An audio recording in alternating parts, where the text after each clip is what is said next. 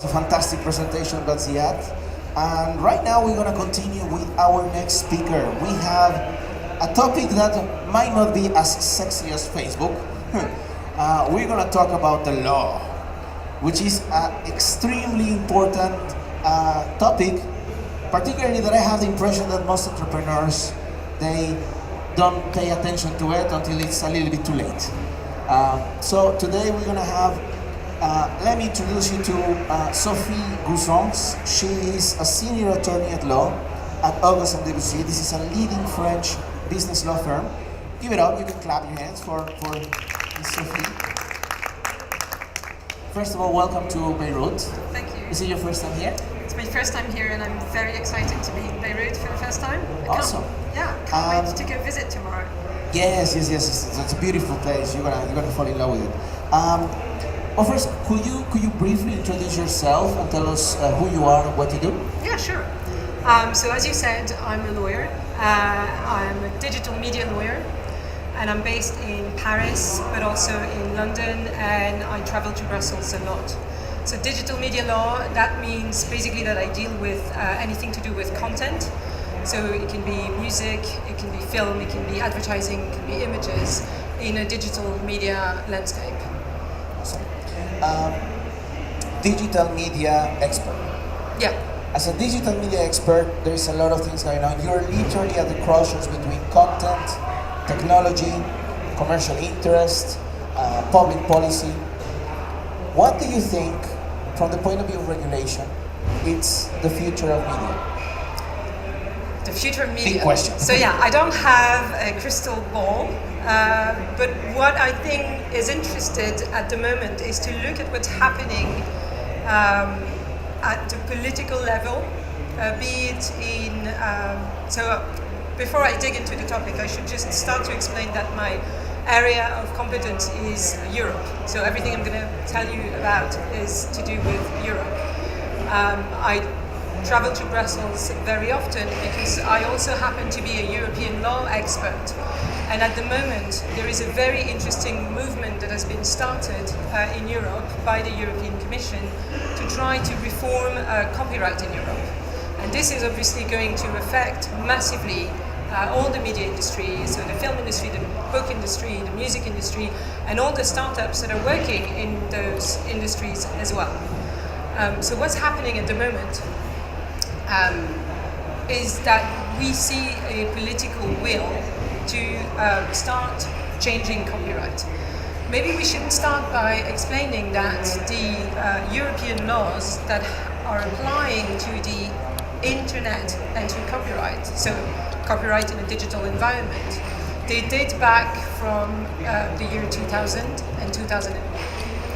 In 2000 we had one directive called the e-commerce directive, and in 2001 it was the copyright directive.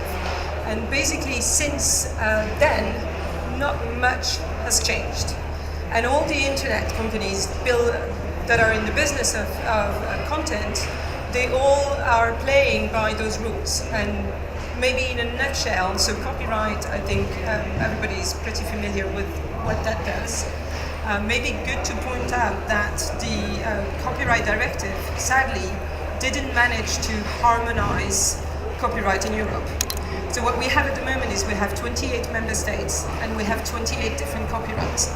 So that is a very fragmented landscape, and it's already quite hard to navigate. If you're starting a business in media, you basically have to learn how to navigate 28 different copyrights.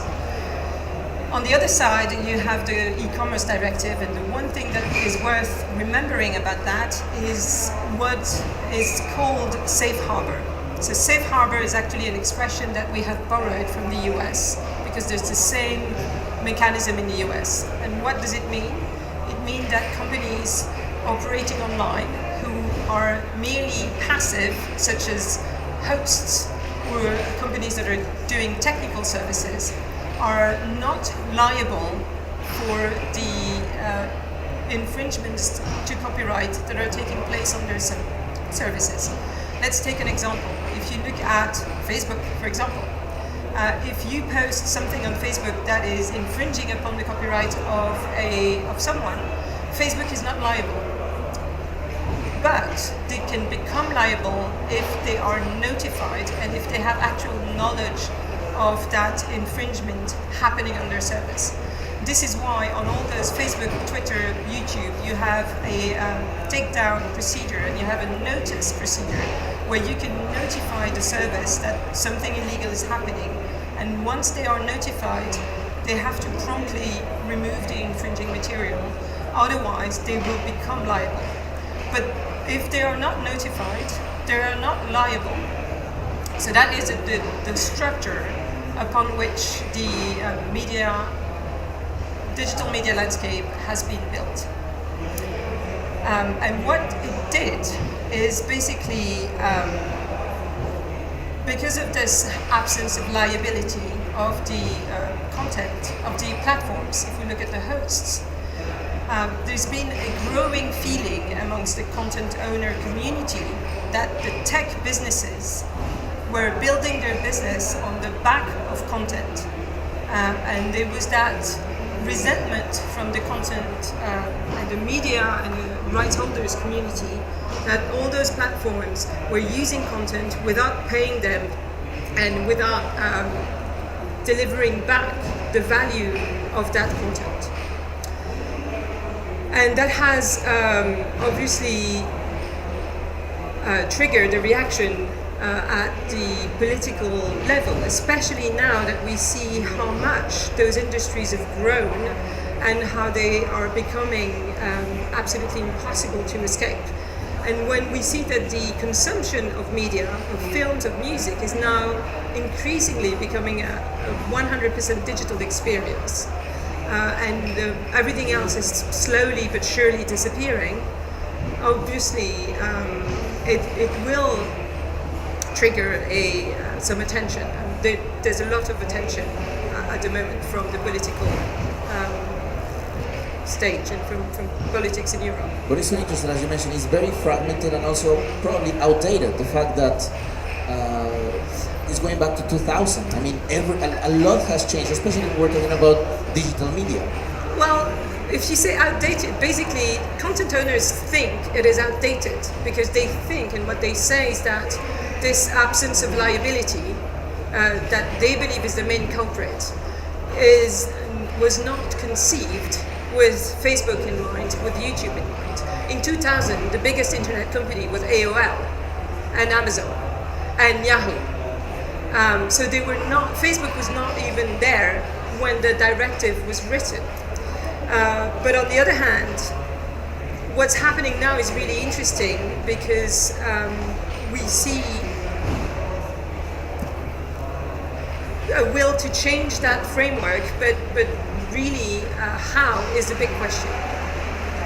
And if we take one example, so what the politics are trying to do is to see how to strike a balance between the interest of the rights owners on one hand and the interest of the tech industry and the users on the other hand. And how to find that balance is really difficult. Let's take one example. If we take the press industry, I'm taking the press publishers and the news industry as an example because it is really important to have a strong press in a democracy.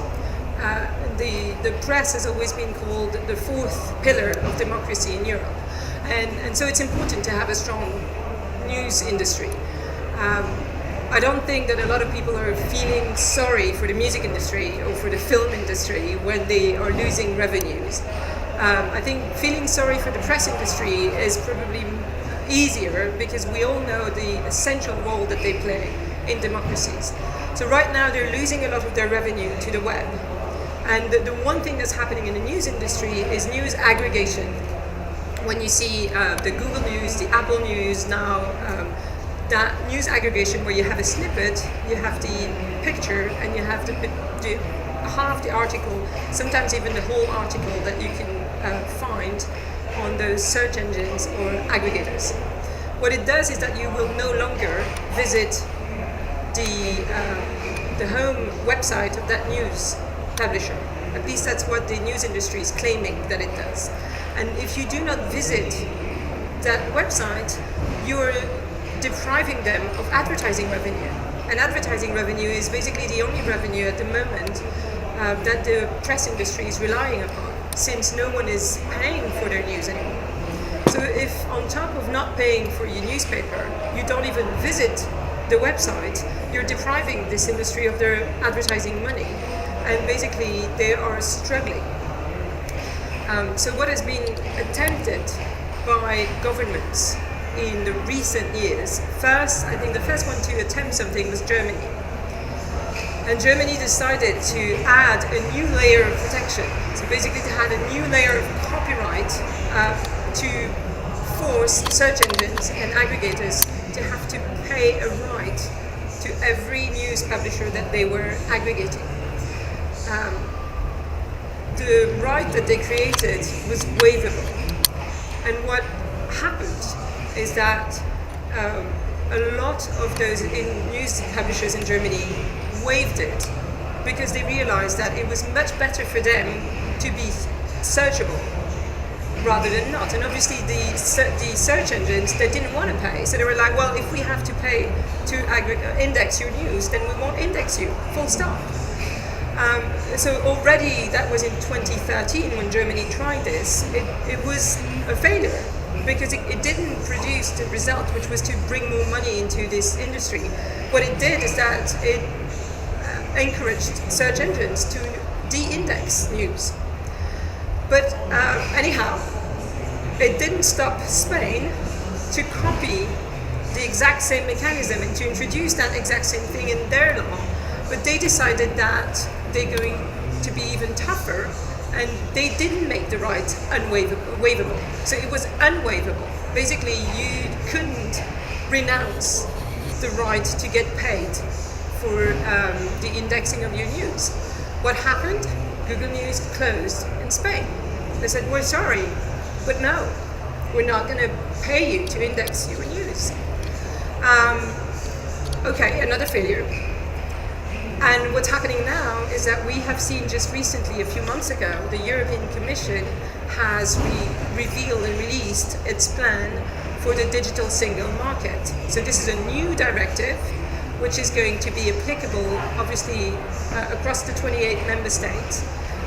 And guess what? They have created that same ancillary right for press publishers, and they are thinking that if it's something that is applied across Europe, then you won't be able to shut down Google News in all 28 member states. So they were hoping that by making it harmonized, they're going to force those news aggregators to give back some value to the news publishers. And we're seeing that everywhere in Europe at the moment. We're seeing the exact same thing happening in France, where they had the same idea, but instead of protecting the news industry, in France they're trying to protect the image business. So it's all about photographers and pictures of work of art that you can find on the internet. But it's the same idea. And obviously it's probably going to be doomed to see the same kind of failure that has been seen in Germany and in Spain. But it goes to show how helpless those politics are when they have to make sense of the media industry in a digital environment. Yeah. Interesting. I think we can talk about this for hours. Unfortunately, we do not have much time, so I wanted to change a little bit direction and maybe go into the point of view of entrepreneurs. Mm-hmm. I have the impression that maybe not most entrepreneurs, but a lot of people, often entrepreneurs, they jump into an idea. They have an idea, they start working on it, they start coding, or they start working on the design, on the product and everything, and they are too excited and working on their idea without paying attention to details. And I have the impression that very often legal matters are like these details that they don't take into consideration right from the start. I don't know, for example, will be hyperlinking videos from YouTube that might be IP protected, and they just put them on their app or on their website. Same thing with, for example, Google Images. A question that I will ask you, could you please share some of the most important points that entrepreneurs should consider regarding intellectual property content? Yeah, well, I think the first thing is obviously anyone starting a business that has to do with images, music, advertising, or content at large should be aware that the IP landscape is terribly complex, sadly. It's fragmented, it's complex, it's multi-layered, and there's so many different rights owners and actors that it makes for a very complex landscape. So getting the right advice is crucial if you want your business to succeed. And understanding the landscape, where you're going and where your business is likely to thrive is absolutely crucial to succeed. Sometimes when you're still at a very early stage, a lot of startups that I work with, they just don't want to invest into legal advice, or they just think, oh, it's going to be a good problem to have. Let's first build a product and make something, and then we'll deal with that later. Most of the time it turns out to be a fatal mistake, because if you build a product without injecting into your product enough of those consideration about the landscape, most of the time the product is doomed to fail. So that's the first thing. And if you were talking about hyperlinking, I think that's a really good example about a very moving topic at the moment in Europe.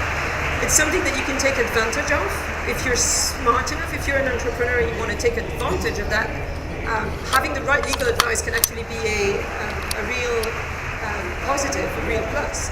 But it can also very much come and bite you if you don't pay attention to it. So linking, it's been now 2 years that in Europe, linking to content online is something like a saga, I would say.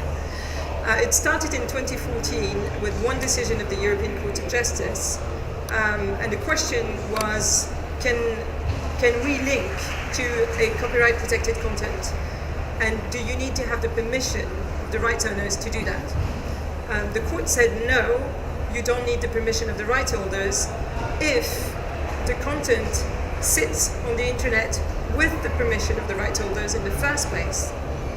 And if it doesn't give access to a new public. So for example, if the content sits behind a paywall, and if you do a link to it that will allow people who have not paid to access the content, then you will enable a new public, and that will then trigger a permission from the rights owners. But if you meet those two conditions, you can link to anything online, and especially a video on YouTube, a piece of music on SoundCloud, without asking for permission. And then there was a second decision a few months later where the exact same question was asked, but this time it was not just a link, it was the framing technique.